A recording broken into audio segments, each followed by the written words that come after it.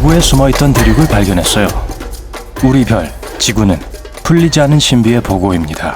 여러분은 혹시 지구에 대륙이 더 숨어있다든가 하는 커다란 비밀이 있을 거라고 생각해 본 적 있으신가요?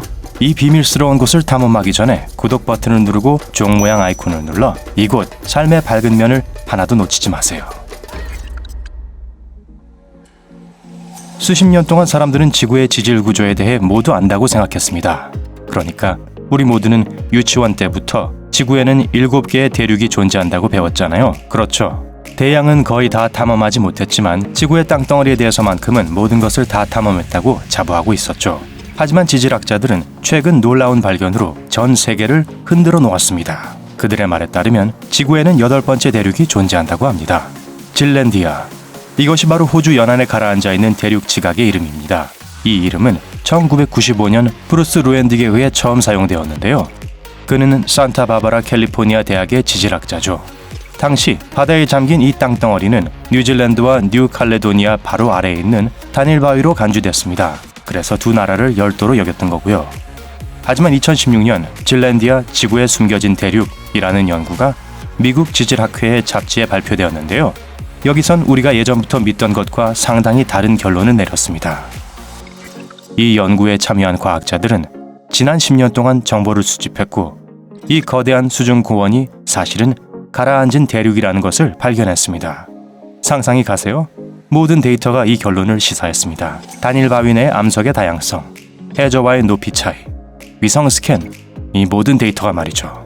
가장 놀라운 것은 우리가 아는 뉴질랜드와 뉴칼레도니아가 실은 이 거대한 바위의 일부분이었다는 겁니다. 이전에 생각했던 것처럼 섬이 아니라 끊어지지 않은 대륙 구원에 튀어나온 봉우리들이었다는 거죠. 이 지식을 지리 선생님께 꼭 전해주세요. 질랜디아 대륙은 약 6천만 년에서 8,500만 년 전에 호주와 분리됐습니다. 우리가 알고 사랑하는 모든 현대 대륙과 마찬가지로 둘 다 곤드와나라고 불리는 초대륙의 일부였죠. 최근까지는 대륙이라는 건 하나의 거대한 땅이 이렇게 일부분만 수면 위로 빠져나와 있고 나머지는 수중으로 들어가는 형태는 아니라고 여겼습니다. 하지만 아시다시피 질란디아는 호주 면적의 약 3분의 2인 500만 제곱킬로미터인 것으로 측정되었지만 94% 이상이 태평양 아래 깊이 숨겨져 있죠. 당연히 이 신비한 땅에 대해서 알려진 것은 거의 없습니다. 알려진 것이 정확히 얼마나 적은지 알고 싶으시다면 이걸 생각해보세요. 달에 대한 정보가 질랜디아에 관한 것보다 더 많습니다. 그러면 질랜디아는 바다에 잠겨 있는데도 왜 대륙으로 간주되는 걸까요? 우리는 기본적으로 대륙이라고 하면 수십억 마리의 생물을 수용할 수 있을 만큼 거대하고 마른 땅덩어리라고만 생각해왔죠. 하지만 정확하게 말하면 그건 사실이 아닙니다. 대륙을 분류하는 기준은 따로 있고요. 물 위에 있는지는 그 기준에 해당하지 않습니다. 놀라셨나요? 당연히 그러실 거예요. 대륙이라고 부를 수 있는 가장 중요한 요소 중 하나는 해저 바닥에서부터의 고도입니다. 제가 해수면이라고 하지 않은 거 눈치채셨나요? 뉴질랜드 북쪽과 남쪽 지역이 대륙 지각이라고 불릴 정도로 충분히 솟아올라 있다는 걸 안 것은 거의 한 세기가 넘었습니다. 반면 질랜디아는 그 타이틀을 얻기가 좀 힘들었죠. 대부분의 대륙보다 훨씬 넓고 깊어서요.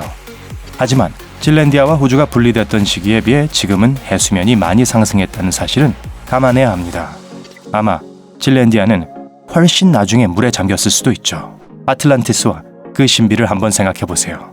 질랜디아가 대륙의 본질을 가지고 있다는 두 번째 사실은 지질학적 특징입니다.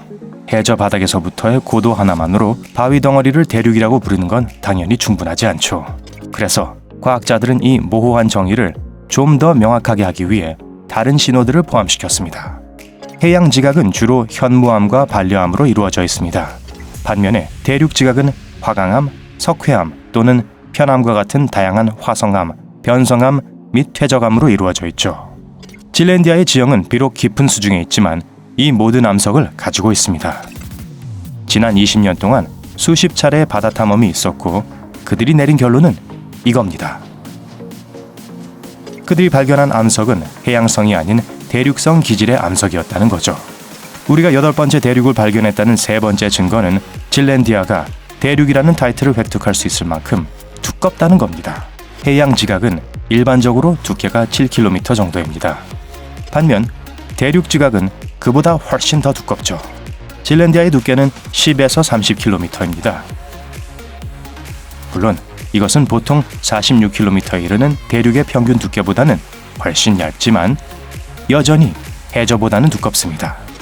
즉, 조금만 너그럽게 생각하면 진랜디아를 진정한 대륙으로 생각하기에 충분합니다. 결국 데이터에 대해 논쟁할 수는 없잖아요. 안 그래요? 그리고 마지막으로 대륙을 분류하는 또 하나의 기준으로는 경계와 영역의 측면이 있습니다. 이제는 진랜디아가 필요한 모든 기준을 충족한다는 사실을 알게 돼도 크게 놀라지는 않으시겠죠. 대륙은 매우 명확하게 정의된 자연 경계를 가지고 있습니다.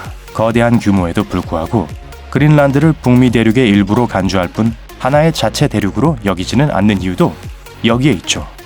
과학자들은 아직 진정한 대륙의 크기에 관한 결론을 하나로 모으지는 못했습니다. 물론 대륙형 소환반이라는 것도 있습니다. 마다가스카와 모리셔스가 그 예에 해당하고요.